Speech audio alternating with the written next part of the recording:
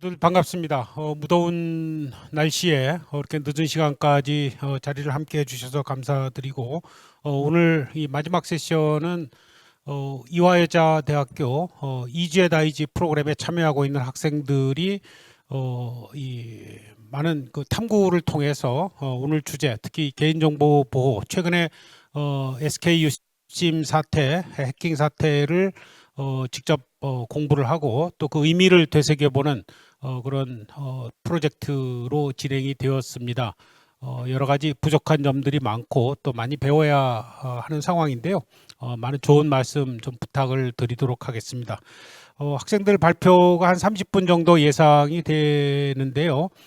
일단 간단히 시작하기 전에 이 학생들과 또 오늘 좋은 코멘트를 해주실 토론자분들 인사만 드리고 저희가 자리를 다시 재배치하도록 하겠습니다. 우리 발표하시는 학생들은 뭐 제가 소개를 그냥 간단히 드리겠습니다. 시간 절약을 위해서 우리 뭐 간단 인사만. 예, 도가영 학생, 임규리 학생, 김기영 학생, 그리고 서 있는 예, 강생은 학생, 또 자리 배치가 이상하게 돼 있네요. 네, 김하은 학생 이렇게 다섯 분이 준비를 하셨고요. 특히 오늘 소중한 시간을 내주셔서 직접 오셔서 이렇게 토론을 해주실 네이버의 이진규 이사님, 네, 그리고 이 법무법인에서 오신 김현희 변호사님, 그리고 회사에서 이 개인정보보호 일을 많이 맡고 계신 심동욱 단장님께서 좋은 코멘트를 해주시는 것으로 기대를 하고 있겠습니다. 그러면 저희가 조금 늦게 시작을 했기 때문에요. 바로 학생들 발표를 한 30분 정도 듣고 그 다음에 다시 이 자리로 복귀해서 이 토론자분들의 말씀을 듣도록 하겠습니다. 네, 뭐 좀 이동을 해주시죠.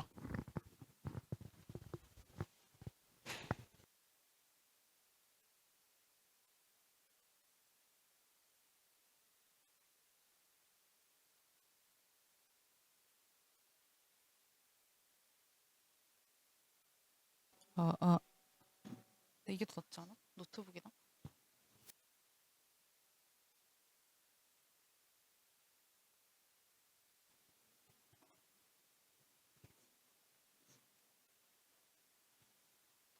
네, 그럼 발표 시작하겠습니다. 안녕하십니까? 불안의 시대 당신의 정보는 안녕하십니까? SKT 요심정보 유출 사고와 존재론적 안보를 주제로 발표할 이화여대 이재은 IG팀입니다. 목차는 다음과 같이 먼저 불안과 존재론적 안보 개념을 개괄한 후에 이를 바탕으로 SKT 요심정보 유출 사고를 이론적으로 분석해 보겠습니다. 그리고 현행 법 제도를 분석하고 이를 바탕으로 향후 정책이 나아가야 할 방향에 대해서 말씀드리겠습니다. 지난 2025년 4월에 한국의 이동통신사 SK텔레콤에서 가입자들의 유심 정보가 대거 유출되는 사고가 있었습니다. 이 대규모 정보 유출은 기술적 사고를 넘어서 수많은 이용자들에게 심리적 충격과 불안을 야기했습니다. 그에 더해 SKT의 후속 대응이 이용자들의 불안을 더욱 증폭시켰습니다. 이러한 불안감은 SKT의 사고에 대한 발표나 사과 이후에도 지속되었습니다. 소비자들의 불안은 유심 교체를 위해서 오픈런을 하거나 통신사를 변경하는 등의 반응으로 나타났는데요. 이러한 정보 유출 사고는 현재 한국 사회에서 계속해서 발생하고 있어서 시민들의 불안은 더욱 커질 수밖에 없는 상황입니다. 그렇다면 불안이란 대체 무엇일까요?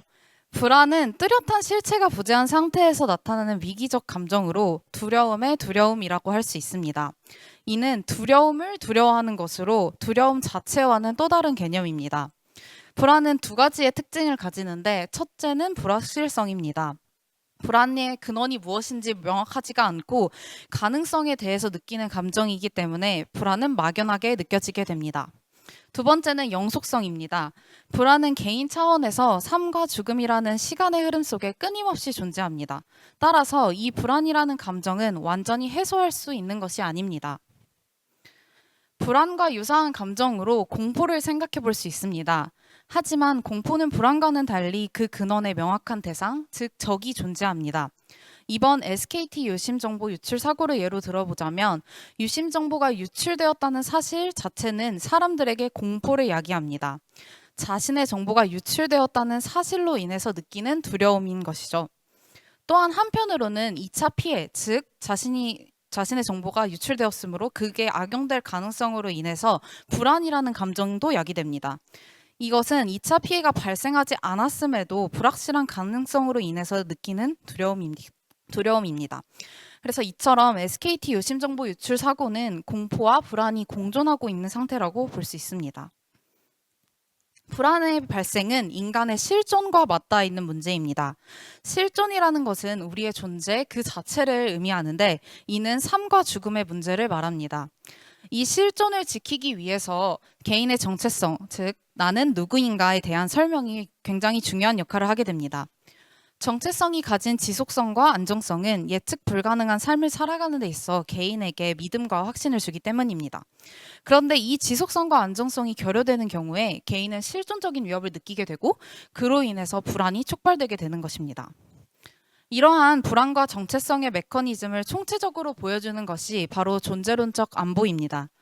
존재론적 안보란 개인이 자신의 정체성에 대해서 내적 일관성을 유지하면서 나는 계속해서 나다 라는 감각을 안정적으로 갖는 상태를 말합니다. 간단히 말하자면 정체성이 안정적으로 그리고 지속적으로 일관되게 유지되는 상태인 것이죠. 이는 지금까지 사회에서 강조해왔던 물리적 안보와는 구별됩니다. 물리적 안보가 총기나 전쟁, 범죄와 같은 물리적인 위협으로부터의 안전이라면 존재론적 안보는 정체성을 위협하는 추상적인 위협으로부터의 안전을 말합니다. 앞서 언급했듯이 불안은 완전히 해소할 수가 없습니다. 그래서 개인은 살아가면서 온전한 존재론적 안보를 확보할 수 없습니다.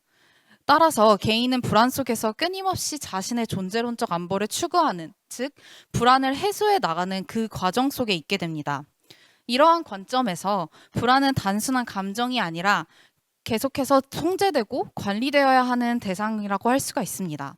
개인의 문제가 아니라 사회 전체, 국가의 차원에서 이 불안을 주목할 필요가 있는 것입니다. 기술이 고도화되면서 개인의 정체성은 사이버 공간에서도 확립되고 있습니다. 사이버 공간상의 정보도 개인의 정체성을 형성하는 요소가 된 것입니다. 이번 SKT 유심정보 유출 사고에서 유출된 유심정보 또한 정체성의 일부이기 때문에 이러한 정보의 유출은 정체성의 안정성을 위협하는 사건이라고 할 수 있습니다. 따라서 이번 사고로 이용자들이 느낀 불안은 단순한 감정을 넘어서 이용자들의 실존적 위협이자 존재론적 안보의 위기를 보여줍니다. 이러한 존재론적 안보의 관점으로 SKT 유심정보 유출 사고를 조금 더 자세하게 분석해 보겠습니다.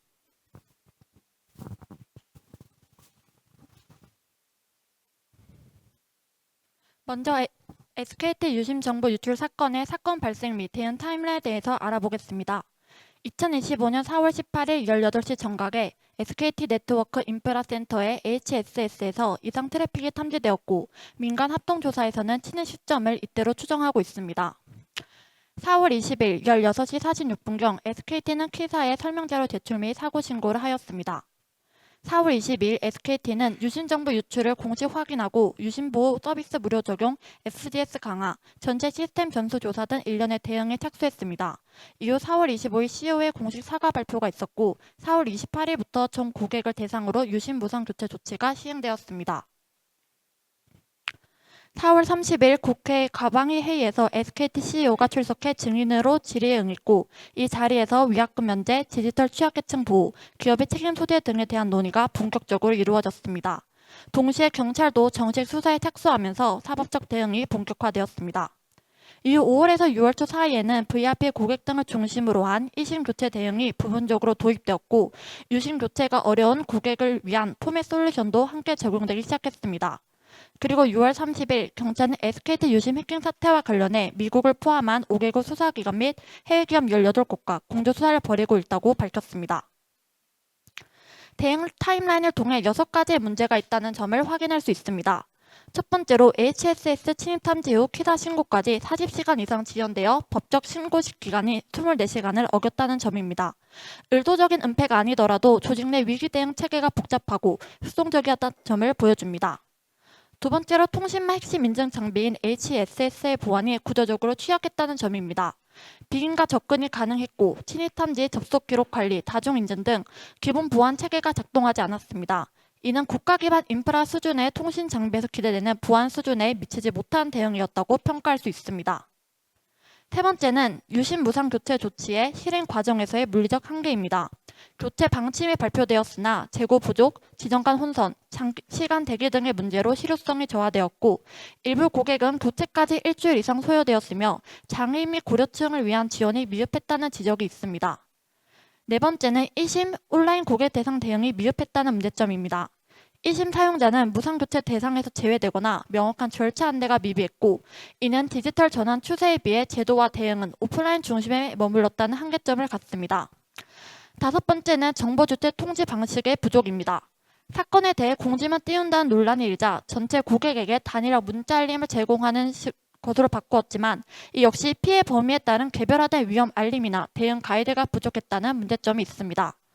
마지막으로 여섯 번째는 SKT CEO의 공식 사과가 있었으나 사고 원인에 대한 기술적 설명이 미흡했으며 책임자에 대한 징계나 내부 감사 결과 역시 공개되지 않아 책임성과 투명성이 부족했다는 점입니다. 이러한 일련의 문제들은 정부와 기업의 대응이 사람들의 불안을 해소하기보다는 오히려 증폭시켰다는 점을 보여줍니다. 이제 앞서 설명한 이론을 적용하여 SKT 유심 정보 유출 사건을 분석해 보도록 하겠습니다. 우리는 이러한 사건들을 단순히 개인정보 유출에 따른 불편과 공포로 이해합니다. 그러나 이번 유출 피해자들은 자신의 정보가 실제로 유출되었는지, 누가 그것을 가지고 있는지, 어떤 피해가 발생할지에 대한 명확한 설명 없이 장기간 방치되며 단순한 불편을 넘어 자기 존재에 대한 통제력을 상실하는 실존적 불안을 경험했기에 정체성의 혼란으로 이해하여야 합니다.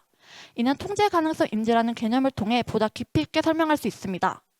우선 법적 신고가 40시간 이상 지연되면서 피해자들은 사태를 제때 인지하지 못했고 뒤늦게 사실을 알게 되며 기업과 제도에 대한 신뢰를 잃게 되었습니다.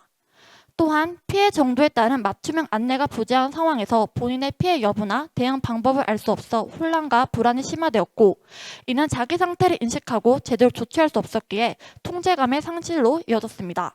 여기에 유심교체 과정에서의 재고 부족, 절차 혼선, 1심 사용자 배우자 등으로 인한 피해자들은 차별당하고 소외되었다는 감정과 함께 실망감과 배신감을 느끼게 되었습니다.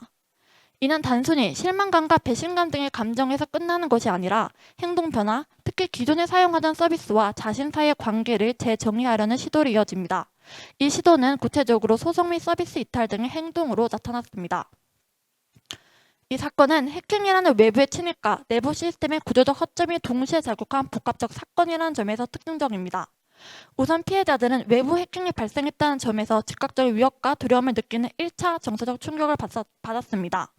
이어 HSS의 보안 취약성과 사고 원인 및 책임자의 정보가 공개되지 않은 상황에서 자신이 신뢰해온 국가와 기업, 제도가 나를 보호하지 못했다는 인식이 불안으로 이어지며 2차 정서 충격을 받게 됩니다. 결과적으로 피해자는 단순한 기술적 침해를 넘어서 외부 공격의 충격과 내부 무책임이라는 두 차례의 충격에 노출되었다고 볼 수 있습니다.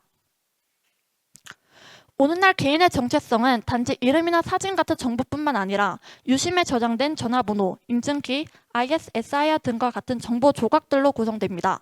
말하자면 유심 정보는 사이버 공간에서 나를 증명하는 단순한 기술적 데이터를 넘어 사회적으로 나를 증명하고 일상생활 속 정체성을 구성하는 핵심적인 요소인 것입니다.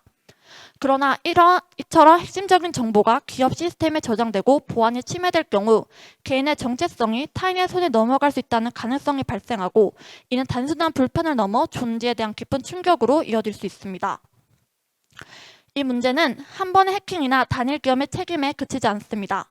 설령 통신사나 서비스 제공자를 바꾸더라도 나의 정체성을 구성하는 정보는 유사한 방식으로 새로운 체계 안에서 저장되고 통제됩니다.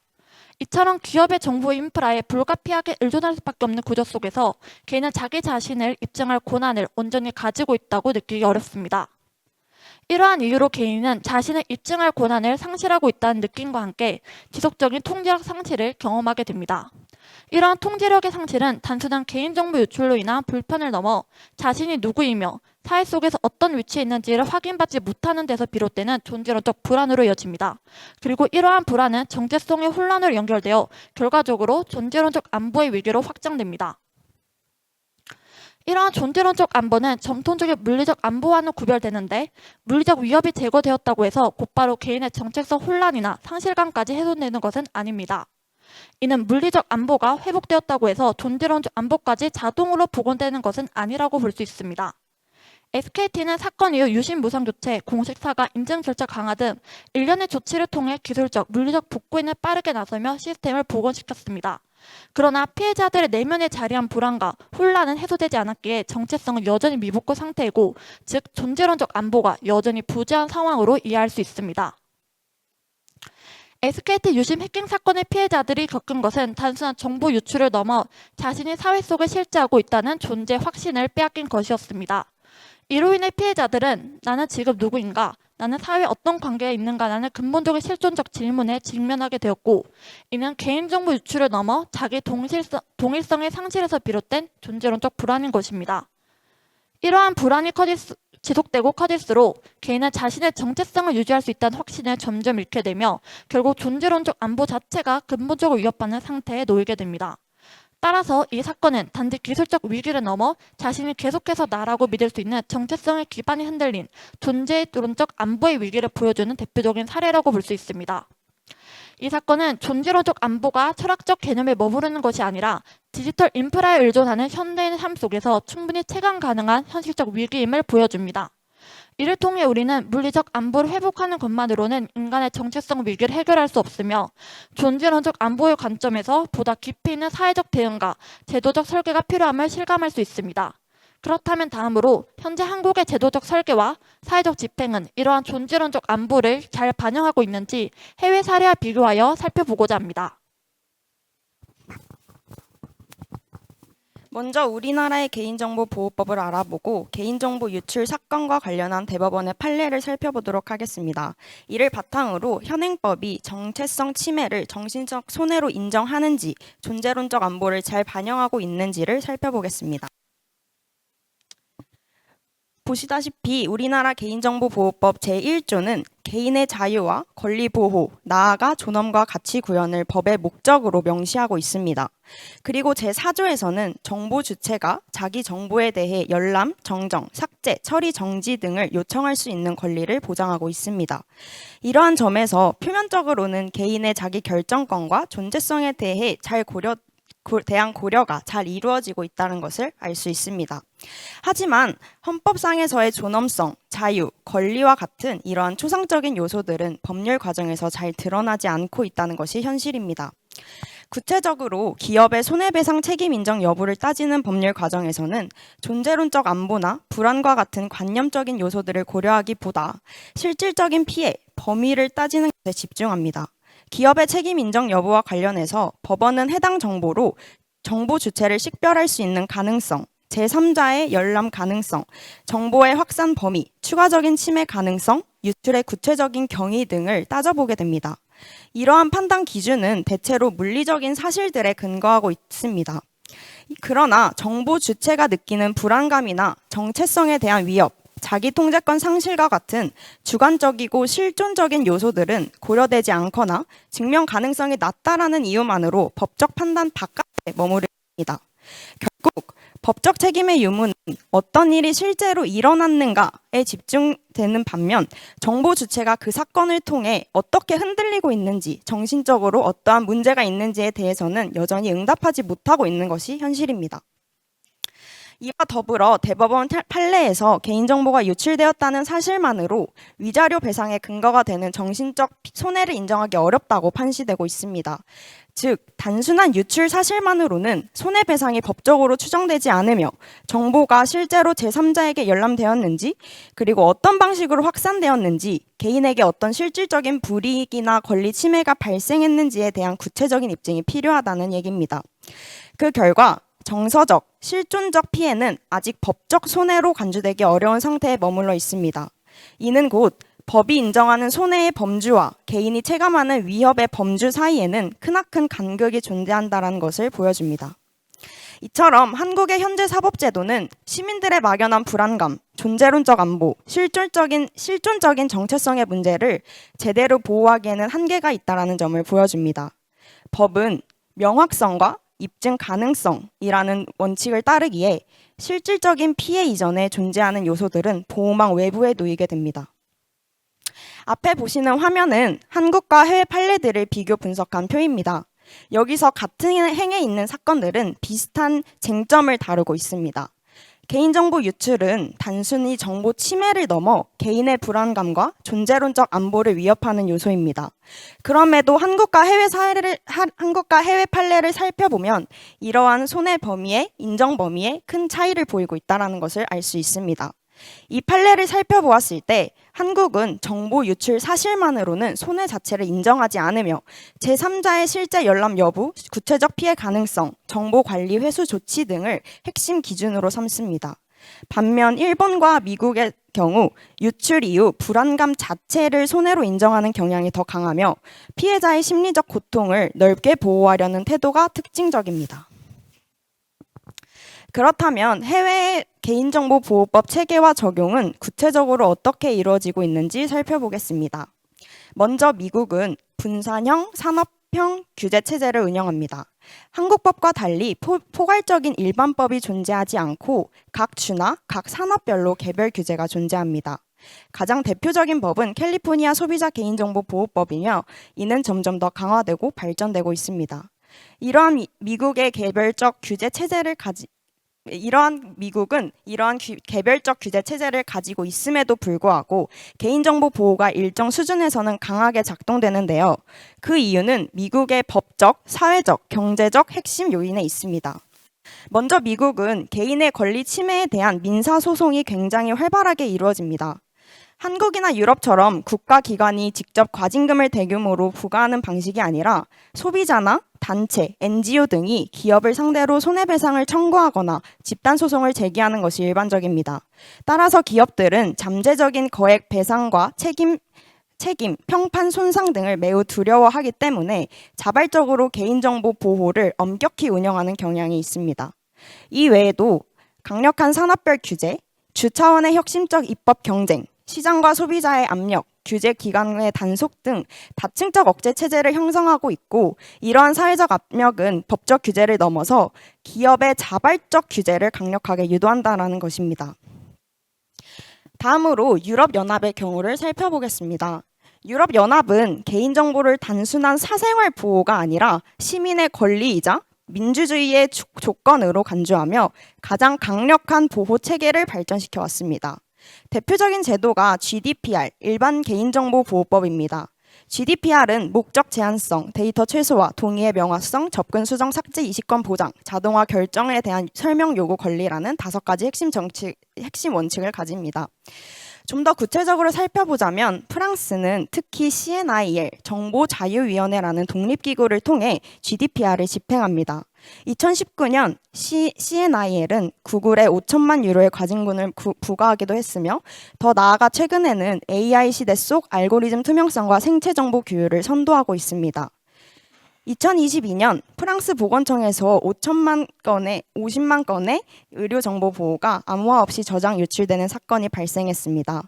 이 사건 이후 프랑스는 데이터 알고리즘 투명성 법안을 제정했고 시민이 자동화 결정 구조를 설명받을 권리를 명시했습니다.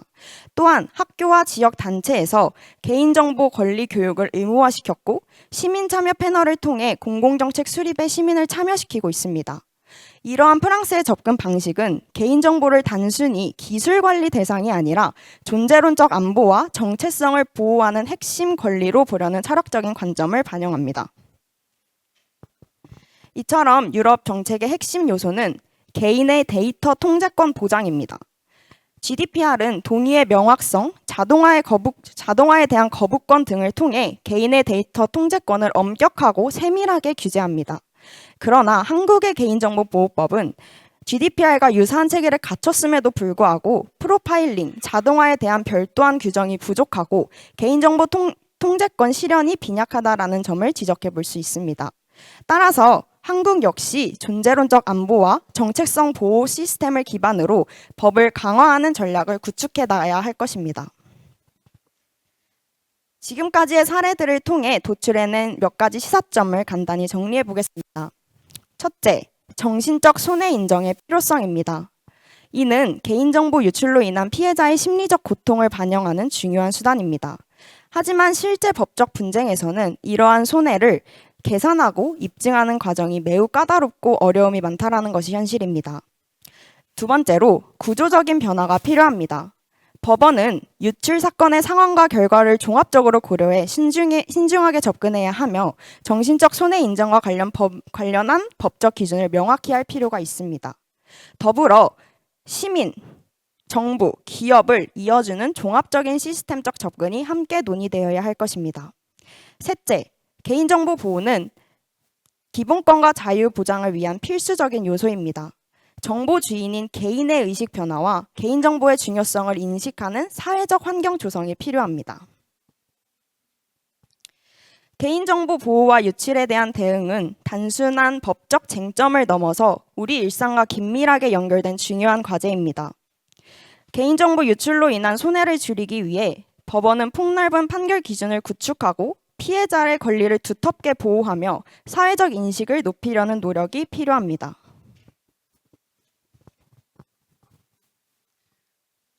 이제 결론적으로 지금까지 SKT 사건으로 인해 심화된 존재론적 안보 위기 양상, 그리고 존재론적 안보를 고려하지 못한 현재의 사회적, 법적 장치에 대해서 살펴보았고요.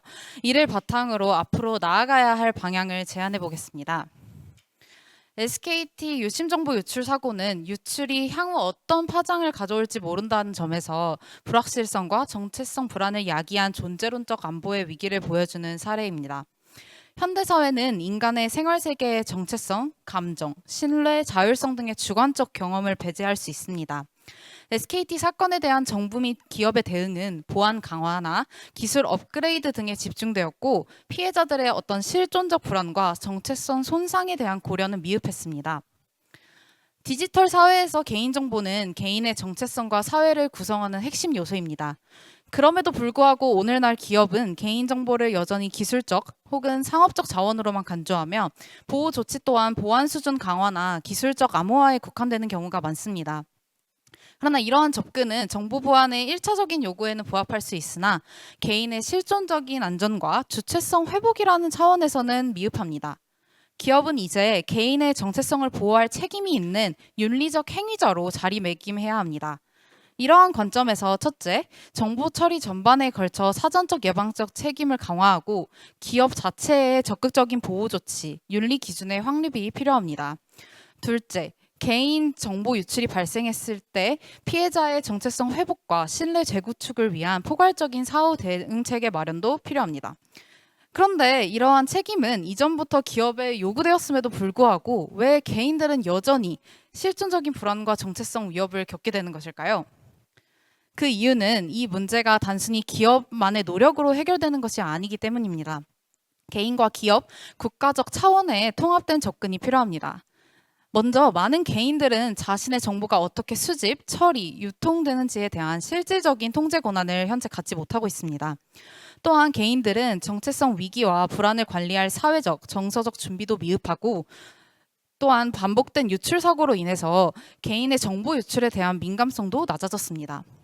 정보 침해의 심각성을 인식하지 못하면 예방은 물론 대응조차 어렵게 될 수밖에 없습니다. 따라서 개인이 디지털 공간에서의 주권을 자각할 수 있도록 시민의식 강화가 필요합니다. 또한 디지털 정체성, 정보 주권, 온라인 윤리 등을 포함한 교육과정 설계, 그리고 평생교육 차원의 접근도 함께 이루어져야 합니다. 그리고 사회 캠페인과 공공 커뮤니케이션 부문도 함께 이루어져야 합니다. 캠페인을 통한 인식 전환, 피해자 공감, 회복 중심의 사회 문화가 조성되어야 합니다. 또한 국가적 차원으로는 국내 현행 법제가 여전히 명확한 피해 입증을 중심으로 작동하고 있기 때문에 개인정보 유출이 가져오는 정체성의 손상, 또한 심리적인 불안이 단순히 수치나 증거로 온전히 치환될 수 없는 상황입니다. 이는 매우 주관적이고 실존적인 차원의 피해입니다. 그러므로 피해가 명백하게 드러나지 않아도 법은 존재론적 안보의 관점에서 개인을 보호할 수 있는 방향으로 나아갈 필요성이 있습니다. 즉, 물리적 피해뿐만이 아니라 불확실한 위협, 그리고 지속적인 불안 자체를 다룰 수 있는 법 감수성이 요구되는 것입니다. 또한 지금까지의 대응은 대부분 기술 중심으로 이루어졌지만 기술적 대응만으로는 정체성의 문제를 해결할 수가 없기 때문에 이와 동시에 정체성 회복을 위한 실질적 권리를 법제화하는 노력도 이루어져야 합니다. 마지막으로 단순한 책임 규명이나 금전적 보상이 아니라 회복적 정의의 관점에서 심리적인 지원, 사회적인 명예 회복, 그리고 정부 주체 중심의 회복 절차를 제도화하는 것도 필요합니다. 오늘날 정보는 인터넷을 통해 초국가적으로 유통됩니다. 따라서 한 국가의 노력만으로는 정보 유출로 인한 정체성의 혼란을 온전하게 해결할 수가 없기 때문에 초국가적인 협력도 필수적입니다. 그러므로 개인정보 보호 관련하여 다자, 양자 협약을 체결하고 또한 기존 협약을 강화하는 노력이 필요합니다. 사이버 공간에서의 개인정보 보호 관련 규범을 선도하고 사이버 위협 발생 시에 국가 간 공동 대응 체계를 잘 구축해야 합니다. 그리고 국제기구의 역할이 확대되어야 합니다. 유엔 차원에서 국가 간 디지털 인권 및 정체성 보호에 대한 실질적인 지침과 감시 체계를 마련하고 ITU를 비롯한 비국가 행위자들이 참여할 수 있는 국제기구를 보다 확대하여 이와 관련하여 활발한 논의가 이루어질 수 있도록 해야 합니다. 마지막으로 글로벌 빅테크 기업에 대한 감시 메커니즘 구축입니다. 이들은 초국가적인 데이터를 다루는 핵심 주체이지만 아직까지 실질적인 정보 책임은 미흡한 편입니다. 따라서 국제사회는 이들 기업에 대한 책임 부과와 투명성 보고 의무를 강화해야 할 필요성이 있습니다. SKT 사건 이후에도 현재 예스24 해킹, 그리고 파파존스의 개인정보 유출, 서브웨이의 개인정보 유출 등이 잇따라 국내에서 발생했습니다. 빠르게 발전하는 기술의 속도에 따라서 개인의 정체성과 삶의 기반에 대한 위협 역시 커질 것입니다. 지금 우리 사회에 필요한 것은 기술의 진보뿐만이 아니라 개인의 정체성을 보호할 수 있는 사회적인 신뢰 그리고 제도적 보호가 필요합니다. 기술 발전과 안보를 균형 있게 지켜내기 위한 새로운 시각과 구조적 대응이 필요한 시점입니다. 이상으로 발표를 마치겠습니다. 감사합니다.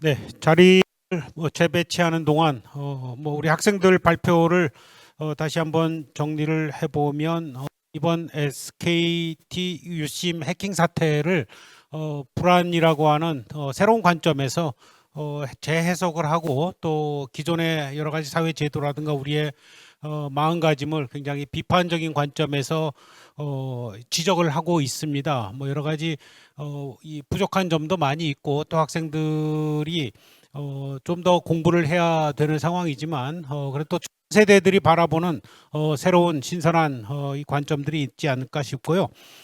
이제 개인정보와 관련한 오늘 그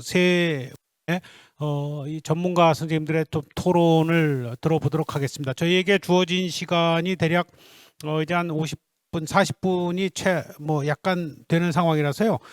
토론자 선생님들께는 한 10분 정도 말씀을 해주시면 좋을 것 같고 순서는 이진규 이사님 먼저 좀 부탁드리고 그다음에 김 변호사님 그리고 심 단장님 순으로 진행을 하겠습니다. 네, 부탁드리겠습니다. 네, 안녕하세요. 네이버의 이진규라고 합니다. 오늘 발표를 들으면서 우리가 미처 이런 방식으로 생각을 해본 적이 없거나 굉장히 드물기 때문에 굉장히 좀 신선하면서도 시의적절하고 그리고 앞으로 기업에서도 굉장히 좀 참고할 만한 내용이 상당히 많은 발제가 아니었나라고 생각이 들었습니다. 오늘 토론을 좀 준비를 하면서 첫 말씀을 어떻게 시작을 해야 될까 굉장히 고민을 많이 하고 왔었는데요.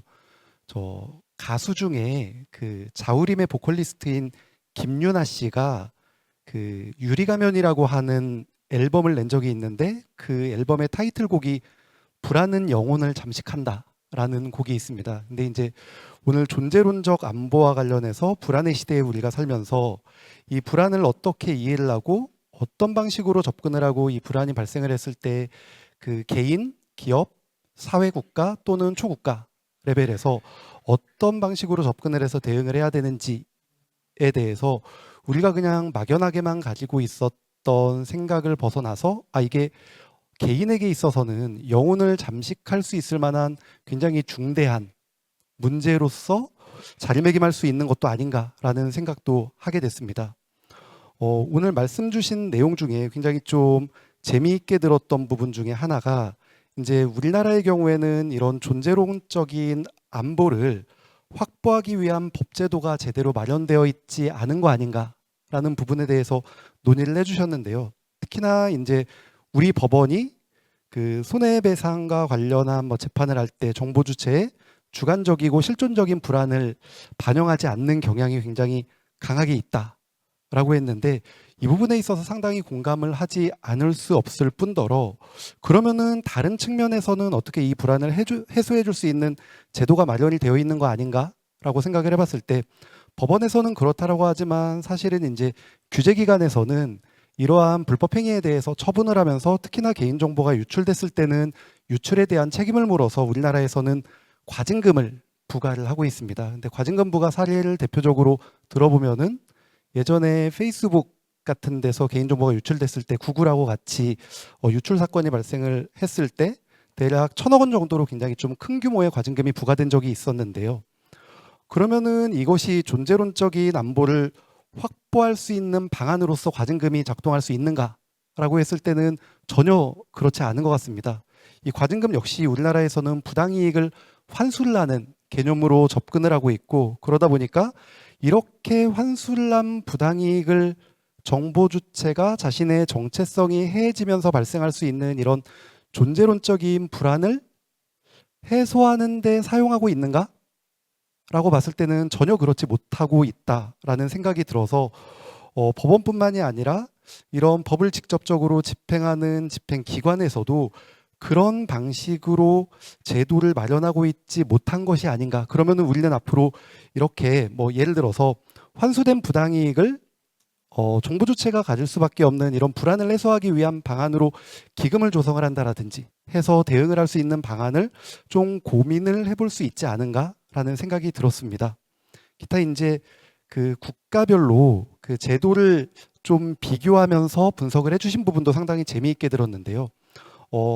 이 부분에서는 어느 정도 디테일에 대한 얘기가 있으면 조금 더 논의가 생동감이 있게 되지 않을까라는 생각도 들었습니다. 예를 들어서 미국 같은 경우는 사회적인 압력 그리고 큰 금액의 그 합의금 같은 거를 부과를 하면서 이게 실질적인 보상으로 좀 작용할 수 있는 분위기가 있다라고 했는데 사실 미국에서 세틀먼트를 한번 진행을 해보면은 세틀먼트 금액의 상당 부분은 소송을 진행한 법무법인으로 귀속이 되고 나머지 금액을 소송에 참여한 굉장한 다수가 그 분배를 하다 보니까 뭐 많은 경우에는 10불 내외의 배상을 받고 이것이 실질적으로 그러면은 정부 주체의 불안을 해소하는 데 도움이 될 수 있을 만한 충분한 보상이 되느냐라는 측면에서 봤을 때는 미국도 그러지 못한다라는 생각이 들었고요. 그 일본 같은 경우도 아까 장표에서 직접적으로 언급을 해줬듯이 일본의 문화가 그 정신적인 손해에 대한 인정을 뭐 잘 해주는 편이기는 하지만 역시 배상액이 지나치게 작습니다. 심지어 기업이 개인정보 유출 사고를 발생을 했다라고 하더라도 거기에 대해서 이제 사죄를 뜻하는 보상금을 지불을 하는 경우가 우리나라보다는 상당히 많은데 그런 경우에도 금액이 한 500엔, 1000엔 정도로서 굉장히 좀 낮은 금액을 지불을 하고 있는 이런 사회적인 분위기가 있기 때문에 이게 실질적인 보상이 되지 않는다라는 측면은 미국이나 일본도 비슷한 것 같고요. 유럽 같은 경우도 이제 정책적으로 테크자이언트를 억제하기 위해서 굉장히 좀 강력한 벌금, 과징금을 부과하고는 있지만 이것이 실질적으로 정부 주체에 대한 권익을 보장하고 불안을 해소하는 그런 법제도로 연계가 되어 있느냐라고 봤을 때는 아직까지 그런 부분은 크게 확인이 되고 있지 못한 것 같습니다. 그래서 그런 측면에서 이게 반드시 우리나라의 한정적인 이슈나 문제라기보다는 아직까지 뭐 전 세계의 주요 국가 또는 아까 범글로벌하게 접근을 해야 된다라는 측면에서 여전히 좀 개선돼야 될 지점이 많지 않은가라는 생각도 일부 하게 됐습니다. 거의 이제 마지막으로 좀 말씀을 드리고 싶은 부분 중에 하나가 이제 국내법과 관련해 가지고 논의를 하시면서 그 우리나라의 개인정보에 관련된 정보 주체 통제권이 굉장히 좀 적게 부여가 되어 있다, 거의 부재에 가까운 상황이다라고 설명을 해주신 부분이 있는데, 사실 우리나라의 정보 주체가 가지고 있는 개인정보 주체의 통제권은 굉장히 다양하고 어떤 경우에 있어서는 유럽보다 조금 더 강력하게 규정이 되어 있는 부분도 있습니다. 특히나 이런 권한을 행사하는 측면에 있어서 제한 규정을 거의 두고 있지 않다 보니까 절대권적인 측면에서 행사가 되는 경우가 있지만, 다만 이와 같은 권리를 행사하는 방법에 대한 투명성, 또는 이와 같은 권리가 행사되었을 때 실질적으로 그와 같은 권리가 법적으로 어떤 수준으로 보장을 받고 있고 어떻게 보장을 해야 되고 정부 주체에게 어떻게 이러한 권리를 잘 알려야 된다라든지 하는 측면에서는 아직 사회적인 분위기에서 충분하게 그와 같은 권리 보장의 분위기가 마련되어 있지 않은 것은 사실이기 때문에 법제도와 이와 같은 사회적인 분위기의 간극을 어떻게 메워나가야 될지라는 측면에서 접근하면은 좀 좋지 않을까 싶습니다. 마지막으로 좀 종합하면서 드리고 싶은 말씀은 저희 업체에서는 굉장히 좀 많이 쓰는 표현인데요. 이와 같은 개인정보 유출로 발생할 수 있는 불안감에 대해서 접근을 할 때 어떻게 접근을 하면 좋겠느냐라고 했을 때는 역시 UI적인 접근이 아니라 UX적인 접근을 해야 되지 않나라는 생각이 들었습니다. UI와 UX는 상당히 많이 다른 측면이 있는데요. 특히나 UX 같은 경우는 그 정보 주체와의 상호작용을 통해서 발생할 수 있는 실제 현상에서 배워나가는 이런 프로세스적인 측면이 있는데, 역시 개인정보 유출이라든지 존재론적인 불안감에 대해서 대응을 해나갈 때 이게 실제 정보 주체에게 어떤 영향이 있지? 이번에 발생한 사건에 있었을 때 정보 주체가 실질적으로 갖는 불안감은 뭐지? 그런 불안감을 증폭시키는 요소들은 어떤 게 있지? 이와 같은 것들을 상호작용을 통해서 제대로 분석을 하고 프로세스 과정에서 하나하나 대응을 해나가는 절차를 마련을 해나간다고 하면은 국가, 기업, 개인 이런 총체적인 측면에서의 접근이 보다 강화될 수 있지 않을까라는 생각을 해봤습니다. 굉장히 좀 흥미로운 주제였고 접근 방식도 참신했고 전체적인 논의 흐름도 기업 측면에서 특히나 좀 많이 이용자를 더 많이 이해한다라는 측면에서 굉장히 의미 있기 때문에 저희 내부적으로도 더 많이 검토를 해보고 앞으로 더 논의를 할 수 있는 기회를 가지면 좋지 않을까라는 생각이 들었습니다. 감사합니다. 네, 고맙습니다. 기업 관점에서도 많은 생각들을 하고 많은 고민들을 하시고 계신 것으로 생각합니다. 혹시 학생들도 나중에 혹시 뭐 역으로 질문이라든가 궁금한 점 있으면 여쭤보시기 바라겠고요. 일단 토론자 세 분의 말씀을 다 듣고 그 다음에 리스판스를 부탁하도록 하겠습니다. 네, 김 변호사님. 네, 안녕하세요. 저는 법무법인 세종에서 일하고 있는 김현희 변호사라고 합니다. 저는 여기 세 분 중에 법인으로서 또 기업들과 많이 일하고 있는 TMT 변호사로서 이번 발표 되게 흥미롭고 재미있게 들었는데, 보다도 존재론적 안보 불안이라는 개념과 정보 유출 사고에 따른 손해배상이라는 그 결과를 연결시켜서 분석한 내용은 정말 참신한 분석이라고 생각을 했고요. 또 기존의 법조인인 제 봤을 때는 법에서는 확인이 가능하고 입증 가능한 사항들을 위주로 논의가 이루어지는데, 이런 인문학적 개념을 접목시킨 것은 되게 좋은 시도로 보이고, 또 이러한 시도를 통해서 기존 법조인들은 보지 못했던 또 고려하지 못했던 새로운 시각을 제공받을 수 있어서 되게 좋은 발표였다고 생각을 합니다. 근데 제가 아래 사항은 뭐 다른 것보다도 그냥 이제 법적 관점에서, 또 특히 기업들과 일하고 있는 법적 관점에서 이제 요 발표 내용 중에 몇 가지 좀 추가적으로 고려되었으면 좋았을 사항들을 뭐 말씀드리고자 합니다.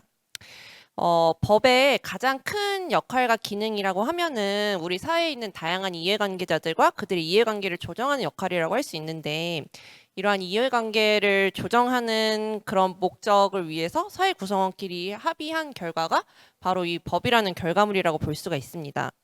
그리고 이러한 그 다양한 이해관계자들 사이에서는 뭐 피해가 발생하는 경우, 뭐 가해자와 피해자가 명확한 경우가 있다고 하더라도 결국에 양쪽 모두에게 일정한 권리를 보호해줄 수밖에 없는데요. 예를 들어서 뭐 살인 사건이 일어나더라도 그 가해자에게 일정한 권리가 보장이 되고, 뭐 그들에게 뭐 예를 들어서 뭐 변호사를 선임할 수 있는 뭐 여력이 없는 경우에 변호사 선임권을 뭐 그 국선 변호인을 붙여준다거나 이런 식으로 다양한 사회 이해관계자들을 어떻게 그 규율할지 그게 바로 법의 역할이라고 저는 생각을 합니다. 그래서 말씀하신 것처럼 이렇게 그 정보 유출 사고에 따른 피해가 발생한 경우에 당연히 그 피해자들이 보호받아야 하고 또 이들에게 발생한 손해가 마땅히 그 보전돼야 되는 것은 맞는데 그래도 이 경우에 어느 정도로 어느 피해까지 보호해야 되는지에 대한 논의는 또 별도로 또 진행이 되어야 할 거라고 생각을 합니다. 현행 법제상에서 피해자에게 피해 입증을 요구를 하고 또 뭐 정신적 손해 산출에 있어서 종합적 고려를 아까 이렇게 잘 그 판례를 분석을 해주셨는데 그런 종합적인 요소들을 고려하는 이유가 있다고 볼 수가 있는데 확인이 되지 않는 사항에 대해서 다 배상을 하라고 인정을 하는 경우에 우리 그 다양한 사회 구성원들의 합의가 이루어지기 힘들다고 볼 여지가 있을 것 같습니다. 그리고 이렇게 너무 넓은 범위의 손해를 다 인정할 경우 또 다른 문제가 발생할 수 있는데 좀 극단적인 사례일 수는 있지만 지나치게 예민한 사람들은 피해를 되게 크게 입었다고 느낄 수 있고 또 상대적으로 무던한 사람들은 이게 무슨 피해야라고 생각할 수도 있는데 이거를 그럼 어느 범위에서 보호를 해줘야 되는지 그 상대적으로 예민한 사람은 무조건 더 뭐 큰 보상을 받아야 되는지 이런 거에 대한 논란이 발생할 수 있어서 우리 법원은 사회 일반인을 기준으로 법원이 어느 정도는 확인이 가능한 그 결과를 요구할 수밖에 없는 그런 또 측면을 조금 고려할 수 있으면 좋을 것 같습니다. 그래가지고 우리가 이제 그 법원에서 특히 볼 때 그 정신적 피해를 결국 사회 일반인들의 기준으로 이걸 그러니까 사회 일반인들이 판단했을 때 이것을 피해라고 볼 수 있을 정도로는 입증이 돼야 되는데 이 기준을 약간 변화시키고 좀 더 완화된 기준을 적용하자고 하는 게 이번 그 학생분들이 발제하신 그 발표의 취지인 걸로 이해가 됩니다. 근데 뭐 이러한 법은 항상 뭐 정답이 없고 그 결국 사회적 합의의 결과이기 때문에 항상 변할 수 있는 부분이라고 저는 생각을 하고 있고 이 사회적 합의를 도출해 내기까지 오랜 시간이 걸린다고 하더라도 논의는 계속 진행될 수 있고 아직 더 두고 봐야 될 분야라고 생각을 합니다. 그리고 이런 이해관계 측면에서 저도 사실 SKT 이용자로서 이번 약간 유출 사고가 속상한 측면이 있었지만 또 기업들과 같이 일하는 또 변호사 입장에서 보면은 기업들도 이런 사고가 일어났을 때 많은 또 애로사항을 가지고 있는 것을 제가 확인할 수 있었는데요. 예를 들어서 너무 넓은 범위의 손해를 다 인정을 하고 기업들의 조그마한 잘못도 너무 많은 책임을 묻는 경우에는 좀 기업들의 경영이 오히려 위축되고 우리가 의도하지는 않았지만 그러한 피해 보상의 두려움 때문에 오히려 좀 서비스 진출을 꺼린다거나 좀 혁신적인 서비스를 개발하기 주저한다거나 하는 그런 문제점들이 발생할 수 있어서 그 피해 보상도 분명히 중요한 부분이지만 그걸 너무 강화했을 때 우리에게 어떠한 부작용이 사회 전체로서 일어날 수 있는지에 대한 고려도 같이 좀 이루어지면 되게 좋을 것 같다는 생각을 했습니다. 그래서 결론적으로 법이라는 것을 변화시키고 판례를 변경시키는 데에는 조금 많은 시간이 소요될 수 있고 또 사회적 합의 과정이 필요하기 때문에 오히려 저는 요 학생분들 발표를 보고 되게 좋은 예시가 나왔다고 생각을 하는 게 꼭 모든 것을 법으로 해결하기보다는 사회적 합의로 기업들의 자정 노력과 또 소비자들의 또 이해도 증진 이런 측면으로 사회 구성원 각각이 조금씩 노력함을 통해서 좀 현실적 대안을 마련해 볼 수 있지 않을까. 그 법이라는 제도를 통해서 해결하기보다는 사회 구성원들이 양해하고 받아들일 수 있는 범위 내에서의 그 좋은 선에서의 합의가 이루어진다면은 이런 문제점들을 좀 저희가 다 만족할 수 있는 방향으로 해결할 수 있을 것 같다는 생각을 했습니다.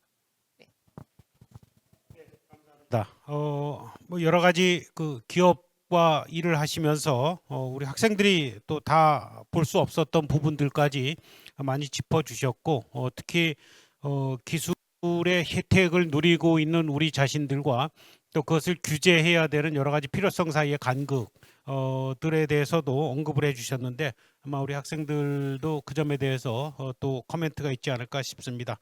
특히 사회적 합의가 중요하다라고 하는 말씀이 좀 더 굉장히 와 닿는데 그 부분에 대해서도 한번 같이 고민을 하면서 추가적인 의견 부탁드리겠습니다. 마지막으로 심단장님 말씀 부탁드리겠습니다. 예, 안녕하세요. 한국인터넷진흥원 심동훈 개인정보 그 정책단에서 근무하고 있고요.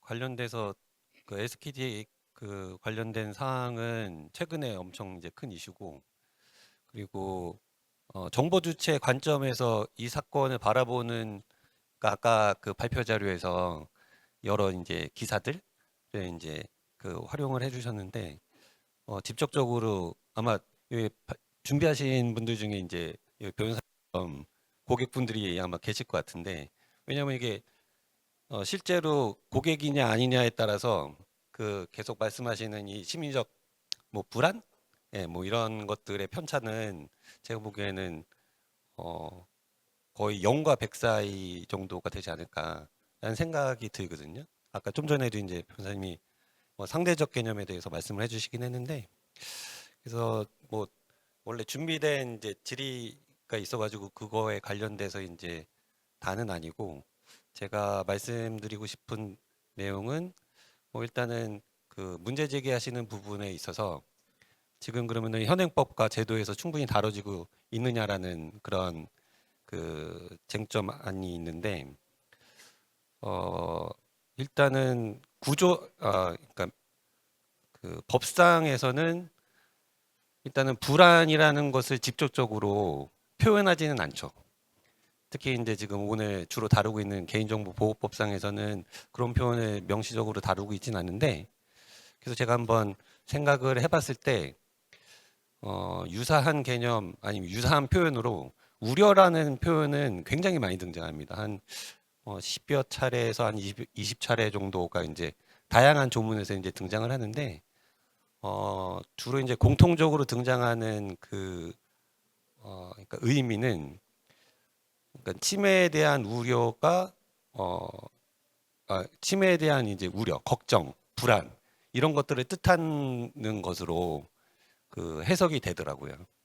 그러니까 예를 들면 그 개인정보보호법상에서 이제 민감 정보를 그러니까 처리를 제한하는 그런 조문이 있는데, 민감 정보는 다들 아시는 것처럼 뭐 예를 들면 건강 정보나 뭐 그 정치적 성향에 대한 정보나 뭐 등등등이 있는데, 그 중에서 그 정보 주체의 어떤 사생활을 침해할 수 있는 우려가 있는 정보를 포함하는 개념으로 이제 거기에도 이제 우려라는 표현이 등장하거든요. 그래서 그러니까 법상에서는 이미 정보 주체의 불안을 그 어느 정도 좀 포섭하고 있지 않나 라는 생각입니다. 그리고 또 한 가지는 그런 것들을 고려를 하기 때문에 이제 그 이진규 이사님도 말씀을 해주시긴 했지만, 그 정보 주체의 권리를 폭넓게 보장하기 위한 장이 별도로 이제 구성이 되어 있고, 그렇고 그다음에 마지막으로 이제 그 또 한 가지 이제 이런 불안에 대해서 법적으로 조치가 되어 있는 부분들은 침해 사고가 이제 발생했을 그러니까 침해 사고와 관련해서 발생한 후에도 여러 가지 이제 그런 조치 사항들이 있긴 하지만, 침해 사고 발생 관련돼서 그 우려라는 표현이 직접적으로 등장하진 않지만, 어떤 것도 그러니까 위험성이 감지됐다거나 아니면은 그 가능성이 그 있는 경우에 그 직권으로 개인정보 그러니까 정부에서 처리자에 대해서 자료 요구하고 검사를 나갈 수가 있는 또 그런 장치가 있고, 그것과 또 별개로 중복되지 않는 선에서 그 사전에 이제 실태 점검을 나갈 수 있는 그런 장치들이 이제 존재를 합니다. 제가 지금 그러니까 요약해서 말씀드렸던 내용들은 정확하게 이제 이 말씀하시는 존재론적 안보에 매핑이 되는지는 제가 인문학적 소양이 좀 부족해서 맞는 건지 모르겠는데, 하여튼 정보 주체가 개인정보 처리와 관련된 어떤 그런 불안감들을 해소할 수 있는 것들이 법적으로 이제 곳곳에 그 장치가 되어 있는 것으로 이번 기회에 저도 이제 한번 그 관점에서 한번 살펴볼 기회가 돼서 되게 좋았었고, 그 다음에 이제 그 다음 이슈는 그러면은 지금 제가 좀 전에 그냥 간략하게 말씀드린 내용이 그러면은 그러니까 평균적인 시선에서 그럼 충분하냐 이게 그런 얘기가 이제 다음에 나올 수 있을 것 같아요. 그러니까 좀 전에 말씀드린 것처럼 그러면 민감 정보 정의에서 그런 정보 주체의 그 사생활 침해 우려에 대한 것들이 포함되어 있다 그래가지고 그러면 그게 그러면은 민감 정보 처리에 대한 그 일반 국민의 말씀하신 그런 불안감 이런 것들이 충분히 해소가 되느냐 그거는 좀 논의가 필요한 영역이 아닌가? 그리고 그런 논의들을 통해서 지금 우리나라에서 지금 그러니까 규율하고 있는 개인정보에 대해서 사회적 합의가 이루어지면서 발전 아니면은 뭐 나아가고 있는 거 아닌가라는 이제 생각이 들었습니다. 그러니까 일례로 그 SKT 건 관련해서 그 사고 이후에 제가 약간 개인정보보호법만 보면은 총 4건의 그 입법 활동을 통한 그 대안이 이미 나와 있고요. 물론 그게 이제 전체적인 것은 아니긴 한데 그 국회에서 이제 4건의 그 지금 입법이 나와 있고 개인정보보호법 말고 이제 망법이나 다른 영역까지 그러니까 SKT 건 관련돼서 기사를 아마 찾아보시면 총 한 지금 현재 기준은 14건 정도가 이런 개선 사항들이 좀 필요하다라고 그런 대안들을 제시하는 시도가 지금 그 노력들이 이제 있는 것으로 알고 있습니다. 그래서 그럼 결론은 그러니까 이런 불안에 대해서 당연히 이제 케어를 해야 되는 게 이제 맞고 그 다음에 좀 전에 다른 분들도 이제 말씀을 주신 것처럼 이제 사회 공동체나 아니면 정부나 국가에서 이제 이런 것들에 대해서 고려를 하는 것들이 이제 맞는데 그래서 여기 제안해 주신 내용들은 솔직히 다 귀담아 들을 만한 내용들인 것 같아요. 네. 근데 거기에서 이제 한 가지 의문이 드는 건 아니 의문이라기보다는 이제 아까 변호사님도 말씀 주시긴 했는데 이게 얼마나 많은 이제 공감대를 형성할 수 있느냐라는 것을 살펴볼 수밖에 없는 상황이고 그래서 그 대안들을 마련을 할 때 뭐 예를 들면 크게 보면은 이제 예시를 들어서 설명을 드리면 그 계속 이제 말씀 나오셨던 이제 정신적 피해에 대한 보상을 이제 할 거냐 말 거냐 뭐 이런 것들은 제가 보기에는 좀 그 안 자체만 저의 경험상으로는 중장기적으로 좀 검토가 돼야 되는. 예.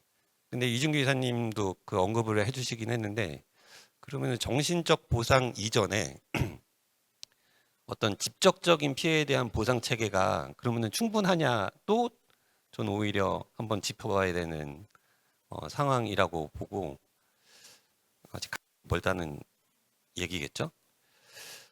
그리고 또 한 가지는 이제 또 피해 보상과 관련된 직접적인 얘기가 그러니까 그 SKT 건 관련돼서 여러 이제 전문가분들도 다양한 의견들을 내시고 계시기 때문에 아까도 잠깐 언급이 됐긴 했는데 그 과징금을 부과하는 방식이고 그리고 아까 말씀드리지 못했던 것 중에 하나는 뭐 예를 들면 그 분쟁 조정이라든지 손해배상이라든지 아주 굉장히 다양한 법적 장치들이 그러니까 그 피해를 구제하기 위한 법적 장치들이 있긴 하지만 그 실효성에 대해서는 이제 차치하고서라도 그러니까 지금은 이제 과징금 중심으로 그러니까 그 처분에 대해서 이제 구성이 되어 있는데 요번에 이제 그 전에도 제기됐지만 요번에 두드러지게 나온 얘기가 과징금을 다 그러면은 피해 보상금으로 환원을 하게 됐을 때 그럼 이것들이 이제 그럼 효과가 있느냐 없느냐라는 이런 그 주제 자체도 전문가분들 안에서도 이제 의견이 좀 분분하시거든요. 그런 것처럼 이게 피해 보상 자체가 그러면은 아까도 말씀 주셨던 것처럼 그 불안 자체 해소하는데 어떻게 직접적으로 그 효과를 발생시킬 수 있는지 이런 부분들도 좀 차근차근 잘 따져. 왜냐면은 그 문제를 해소하기 위해서 정책도 이제 변경을 하고 법도 바꾸고 뭐 이러는 건데 그런 것들에 대해서 좀 고려가 돼서 그러니까 당연히 이제 주신 것처럼 제한이 있는 것들이 이제 의미가 이제 있는 부분들이고요. 그래서 저 나름대로의 이제 그 결론을 받아가지고 결론을 이제 만들어 보자면 SKT 건은 굉장히 큰 사건이고, 그다음에 규모 면에서나 그 노출된 정보의 면에서나 여러 가지로 이제 그 많은 부분들을 고민을 해야 되는 영역인데, 그러니까 저는 근데 그래서 예방이나 대응이나 뭐 이런 방향에서 여러 가지 것들이 고민이 될 수는 있지만, 첫 번째는 이 불안이라는 것들에 대해서 정확하게 좀 소통을 통해 가지고 좀 알려주는 것들이 우선 중요하지 않나? 적극적으로는 그럼 SKT 건에서 가장 큰 불안이 뭔지를 초기에 이제 생각을 해봤을 때는 기술적으로 저도 거기 전공은 그러니까 통신 전공은 아니지만 기술적으로 이제 그러면은 이제 복제가 가능하느냐 못하느냐 뭐 이런 이슈였던 것으로 저는 알고 있거든요. 말 자체가 내가 쓰고 있는 전화기가 복제가 라는 것들은 굉장히 진짜 아까 표현하신 것처럼 공포에 가까운 시나리오죠. 예. 근데 그것만 이제 그런 불안감들이 불필요하게 이제 증폭이 되는 부분이 있는데, 이론적으로는 가능하지만 현실적으로는 여러 가지 것들이 조건이 갖춰졌을 때 극히 희박한 확률로 가능한 영역이 돼버리는 것으로 저는 이제 알고는 있거든요. 그래서 그런 것들을 적절하게 말씀 주신 것처럼 잘 소통을 하고 충분히 설명하고 그런 것들이 이 사고뿐만이 아니고 이제 개인정보 전 영역에서 이제 충분히 이루어지게 되면 좀 더 그런 불필요한 불안들을 사전에 해소하거나 아니면 사고 났을 때도 해소할 수 있는 아주 근원적인 사항이 되지 않을까라고 생각을 하게 되었습니다. 이상입니다. 네, 감사합니다. 뭐 심단장님께서도 현장에서 이런 관련 업무를 많이 하시는 입장에서 여러 가지 좋은 말씀을 주셨습니다. 특히 뭐 피해 구제라든가 정신적 피해와 관련된 사회적인 논의가 필요하다 이런 주장들은 앞선 토론자분들과도 다 일맥상통하는 말씀이고, 특히 법적 제도, 법적 장치가 미흡하다라고 하는 우리 학생들 지적에 대해서 그 우려라고 하는 표현이 들어간 그런 나름대로의 우리나라도 그런 장치들이 있다고 하는 점도 아마 저희가 좀 더 깊이 들여다봐야 될 점이 아닌가라는 생각을 하게 됩니다. 뭐 세 분의 토론자분의 말씀을 들었는데요. 우리 학생들 입장에서 준비를 하면서 지금 주신 여러 가지 의견에 대한 자신들의 생각, 또 여러 가지 답변을 더 추가로 하고 싶은 내용들, 또 경우에 따라서는 전문가들에게 또 하고 싶은 질문들이 있을 걸로 생각을 하는데, 뭐 한두 분 저 준비를 하셔가지고 질문 마이크를 드리겠습니다. 뭐 그 전에 시간이 약간 있어서 우리가 플로어에 많이 있지만 아마 우리 전문가 선생님들이 지금 의견을 더 주실 걸로 생각을 하는데, 네, 뭐 김교수 교수님 먼저 마이크를.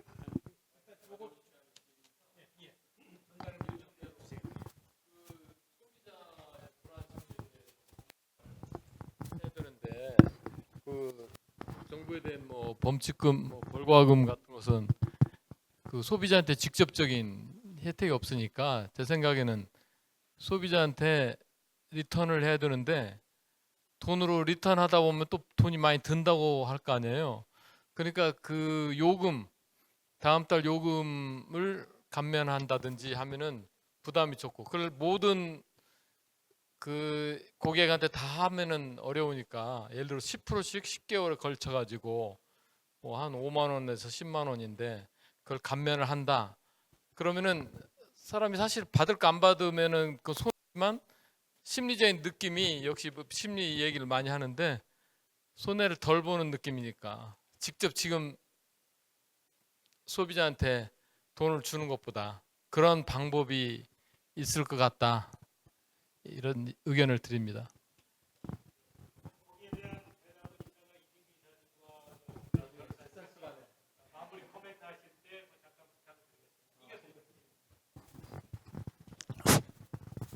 잘 들었습니다.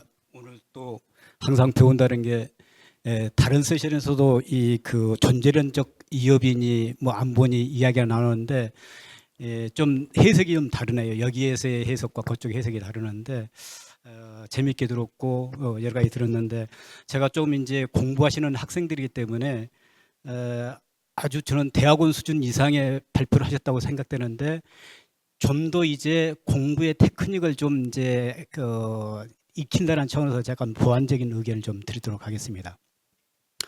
우선 우리가 이제 공포 불안이 아주 중요하죠. 그러면 이것을 법적으로 보상을 해야 되는지 다른 것으로 이것을 보완해 가야 되는지 이런 부분인데 우리가 예를 들면은 초등학교에서 우리 이제 최근에도 많이 사건이 났죠. 초등학교에서 교사가 학생을 살인했어요. 아직 뭐 말하기가 좀 힘들지만은 그 부모들의 공포는 아주 이것에 비하면은 말이 아닐 거예요. 그럼에도 불구하고 그 학부모들이 교사한테 손해배상을 청구하기가 상당히 어려운 것이죠. 법은 단순한 공포나 불안에 대해서는 보상을 하지를 않습니다. 이제 그런 부분이 있다는 걸 제가 이제 말씀드렸는데, 그래서 이제 예를 들면은 사회가 그것을 어떻게 해결할 것이면 그런 살인 사건이 발생하지 않도록 그런 교사들을 어떻게 관리할 것인가 이런 쪽에도 좀 더 초점을 줘야 된다. 예를 들면은 이번 SK 사건 같은 경우에도 그것을 어떤 기업에 대한 징벌이랄까 어떤 뭐 손해배상을 통해서 한다기보다는 그러면은 예를 들면은 내부 암호화를 어떻게 할 것인가, 데이터 암호화를 어떻게 할 것인가 이런 어떤 좀 더 예방적인 차원에서 사회 안정적인 차원에서 이것을 가져가는 방법을 좀 생각하셨으면 좋겠다. 이것을 기업이 네가 했으니까는 너는 무한 책임을 져라. 이렇게 하는 것보다는 그런 것이 있었으면 좋겠다는 생각이 들고 두 번째로 아까 이제 우리 학생이 이제 해외 그 판례와 국내 판례를 이제 소개를 해주셨는데 그 판례들을 저도 이제 많이 가르치고 제가 또 그 소송에 다 참여한 사람 국내 소송에는 대부분 제가 참여를 했습니다. 그런데 이제 큰 차이가 있어요. 그래서 이제 해외 제도를 생각하실 때도 항상 동일한 점만 여러분들이 분석하지 말고 차이점을 분석하시라. 예를 들면 해외 사례들은 명백히 그 사업자들의 과실이 인정됐어요. 그런데 우리나라 같은 경우는 한 건 같은 경우는 유출이 됐는데 CD가 유출이 됐는데 회수를 해야 버렸어. 회수. 그러니까는 회수를 했는데 왜 국민들이 무슨 이제 소비자들이 왜 피해가 있느냐, 정신적 피해가 있느냐. 그것은 추상적인 피해에 불과하다. 법원이 그렇게 봐서 배상 판결을 안 내렸고 또 하나는 유출되긴 했는데 기업의 과실을 인정하기가 어려웠어요. 과실을. 왜 그러냐면은 ISM 인증도 받고 여러 가지 다른 회사들은 안 하는 모든 것들을 많이 했어. 이 회사는. 그래서 이제 못했던 부분이 있고 또 그 당시에 법은 아까 알렸던 그 세 건은 대부분 다 초기의 사건들입니다. 해킹 초기의 사건들인데 그 당시에는 우리 개인정보보호법에 입증 책임만 전환이 돼 있었어요. 예를 들면 과실의 입증 책임을 네가 전환해 봐라. 그런데 지금의 개인정보보호법은 입증 책임 전환뿐만 아니라 그 징벌배상 법정 손해배상이라고 있어요. 아까 여러분들이 말씀하신 지금 공포 불안에 대해서 배상할 수 있는 근거를 만들어놨어요. 법에. 이건 세계적으로 하나도 없습니다. 저는 주로 이제 애국 제도하고 국내 제도를 이제 분석하고 판례를 분석하고 법제를 분석하는 비교 분석하는 그런 역할을 하고 있는데 그래서 다른 나라에서도 우리나라에 대해서는 상당히 한편으로는 부럽다는 생각을 가지고 있고 한편으로는 와 한국은 너무 규제가 강한 게 아니야. 개인정보법도 마찬가지고 정보통신망법도 마찬가지입니다. 다른 나라는 거의 가지고 있지 않는 제도들을 우리가 많이 가지고 있고 다른 나라에서는 그렇게 아까 이제 일본 배상이라고 하지만은 그런 배상이 우리는 이미 2000년도 초부터 분쟁조정제도에서 법이 없을 때도 배상을 해왔어요. 그 당시에 제가 이제 분쟁조정 사무국장을 했는데 한 건 뭐 동의받지 안 했다 해가지고 20만 원, 50만 원도 배상하고 그랬었거든요. 그 다른 나라에서는 그런 제도를 소개하면은 상당히 한국은 이상한 나라로 봤어요. 물론 그런 추상적인 정신적 피해에 대해서 배상을 할까 한국에서는 그걸 분쟁 조정이라고 해서 그걸 조정을 내릴까 이런 정도의 상당한 이제 그런 그 다른 아까 말씀하신 여러분들이 객관적으로 보기에는 우리나라 제도가 한다고 그러는데 실질적인 제도 비교를 해보면은 우리나라는 이제 훨씬 더 법 제도가 강하다 그런 측면이 있고. 또 이제 해킹 사고는 그런 면이 있습니다. 우리나라는 지금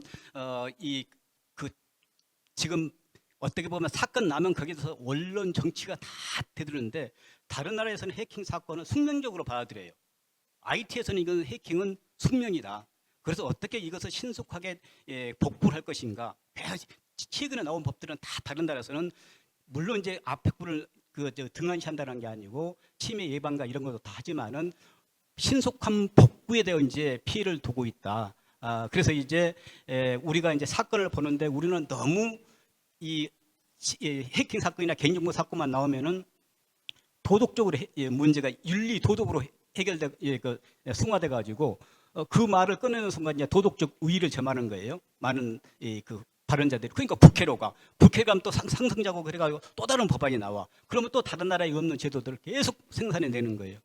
그래서 저는 이제 공부하신 분들이기 때문에 좀 여러 가지 제도나 이런 부분들을 균형적으로 볼 필요가 있다 이런 생각에서 말씀드렸습니다. 이상입니다.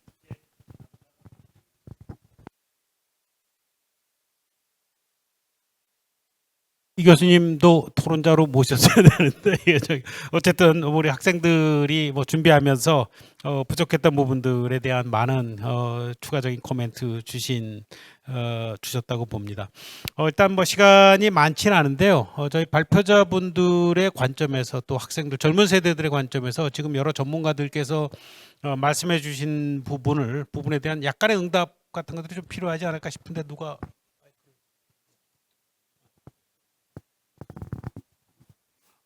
네. 패널 세 분과 다른 교수님들의 말씀을 아주 인상 깊게 들었습니다.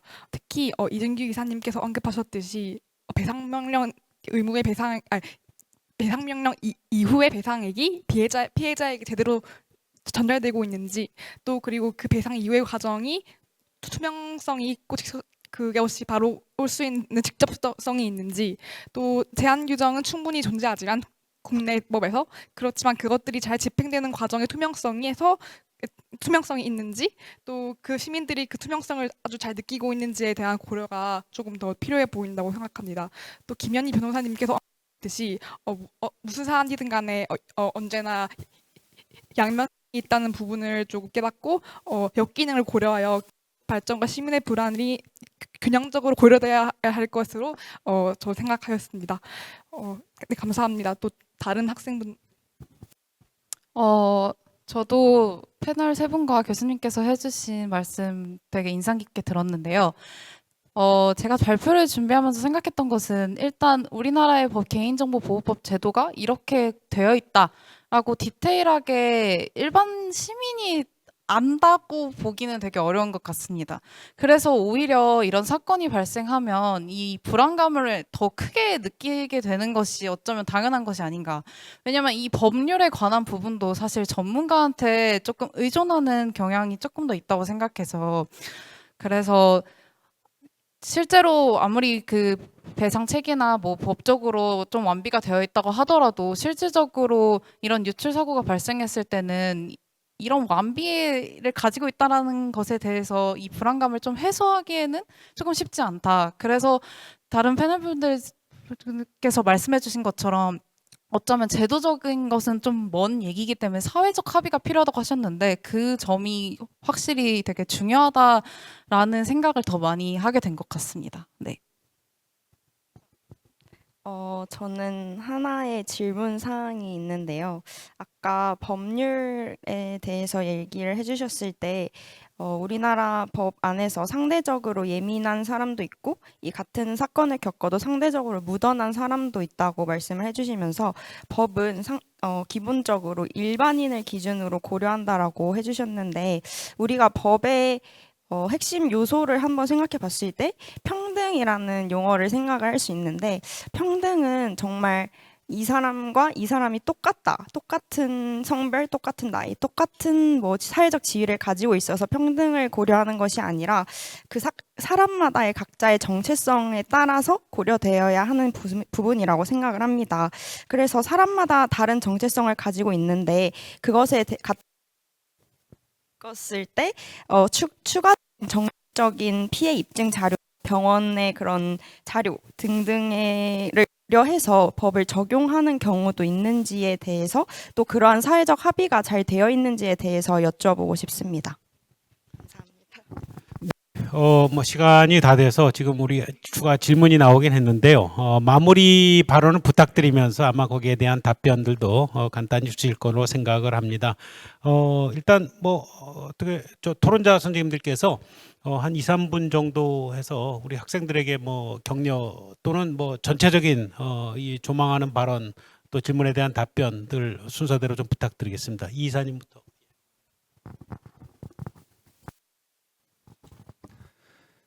예, 온라인 서비스를 제공하는 기업에 종사를 하는 사람으로서 가장 어려운 게 이용자 정보 주체를 이해하는 거라고 생각합니다. 아까 말씀해 주신 것처럼 이용자의 스펙트럼은 굉장히 넓거든요. 예를 들어서 맞춤형 광고를 제공을 하는데 어떤 이용자는 나에게 관심사에 맞춘 정보를 제공해 주니까 너무 좋다라고 하는 분이 계신 반면에 어떤 분은 왜 나를 쫓아다니면서 이렇게 지겹도록 광고를 내보내주는 거지? 이런 광고는 없어져야 돼 라고 생각하는 분도 있을 정도로 이용자가 가지고 있는 사고 생각의 스펙트럼은 굉장히 넓은데 그렇게 다양한 스펙트럼을 이해하는 데 있어서 이런 불안 그리고 존재론적인 안보라는 개념을 소개를 해주시고 그를 통해서 이제 저희 같은 기업에 종사하는 사람들도 이용자가 이런 사건이 발생을 했을 때는 특정한 스펙트럼 또는 비교적 넓은 스펙트럼이라고 할지라도 그런 스펙트럼에 속해 있는 이용자의 경우에는 우리가 충분히 고려를 하고 심리적인 안정이라든지 존재론적인 안보를 케어하기 위한 별도의 조치를 고려를 해야 되지 않나라는 생각을 할 수 있는 기회여서 더 앞으로도 생각해보고 저희 기업에서도 더 많이 고려를 해보도록 하겠습니다. 예, 좋은 발표였습니다. 감사합니다. 네, 저도 좋은 발표 오늘 해주시고 또 다른 패널분들과 또 좋은 그 의견 나눌 수 있어서 너무 좋았고 저한테 추가 질의가 들어왔던 것 같은데 간단히 설명을 드리면은 아까 제가 말씀드렸던 지나치게 예민한 사례 이런 거를 법에서는 특별한 사정이라고 봅니다. 그래서 그런 특별한 사정을 상대방이 알았거나 알 수 있었을 때는 그런 특별한 사정으로 인한 피해까지 배상을 명하는 경우들이 있는데 예를 들어서 이번 케이스에서 기업들이 특별히 예민한 사람의 크나큰 정신적 충격을 받을 수 있다는 사실을 알기는 힘들다고 볼 수 있겠죠. 왜냐면은 막 가입자들이 1,000만 명이 되는데 SK텔레콤 같은 대기업에서 가입자들의 세세한 정신 상황이나 그런 사정을 파악하기 어렵기 때문에 아마도 제가 판사라면은 이번 케이스에서는 그런 특별한 손해를 인정하기는 조금 힘든 측면이 있지 않을까 싶습니다. 정말 유익한 오늘 토론이었고, 네, 앞으로도 이런 연구가 계속 잘 이렇게 진행될 수 있으면은 좋을 것 같습니다. 네.